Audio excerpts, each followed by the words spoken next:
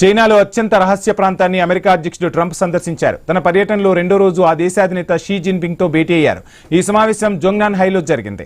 ఇది ప్రపంచంలోనే అత్యంత రహస్యమైన శక్తివంతమైన రాజకీయ కాంపౌండ్లలో ఒకటిగా ఉంది.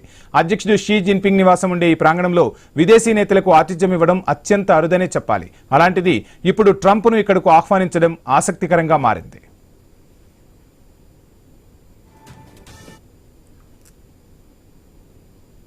బీజింగ్లోని Zhongnanhai compound Chinese communist party council కు హెడ్ క్వార్టర్ గా ఉంది. 1950 నుంచి అధికార కమ్యూనిస్టు పార్టీ నేతలే ఇక్కడ నివాసం ఉంటూ పాలన సాగిస్తున్నారు.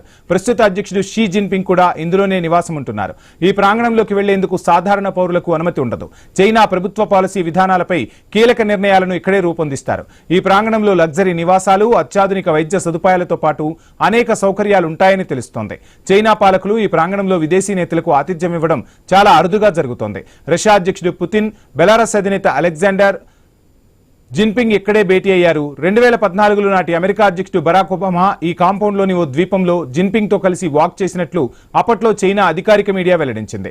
ఇక 2022లో నాటి యుఎస్ ప్రెసిడెంట్ జార్జ్ బుష్ ఈ కాంపౌండ్ ను సందర్శించారు. 2017లో ట్రంప్ చైనాలో పర్యటించినప్పటికీ నాడు ఈ ప్రాంగణానికి ఆయన్ను ఆహ్వానించలేదు. తాజాగా ఇప్పుడు జిన్పింగ్ తన పవర్ సెంటర్లో అమెరికా అధ్యక్షుడికి ఆతిథ్యం ఇవ్వడం ఆసక్తిని రేపుతోంది. జోంగ్నాన్ హై అంటే మధ్య దక్షిణ సముద్రాలను కలిపే వారధి అని అర్థం.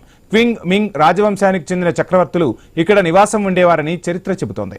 కమ్యూనిస్టు నేత మావో జెడాంగ్ 1949లో పీపుల్స్ రిపబ్లిక్ ఆఫ్ చైనాను ఏర్పాటు చేసిన తర్వాత జోంగ్నాన్ హైను తన అధికారిక నివాసంగా ఎంచుకున్నారు.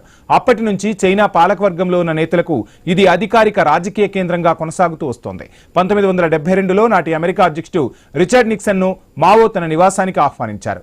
ఆ పర్యటనతోనే ఇరు దేశాల మధ్య దౌత్య ప్రతిష్టంభన తొలగి సత్సంబంధాలు ఏర్పడ్డాయి.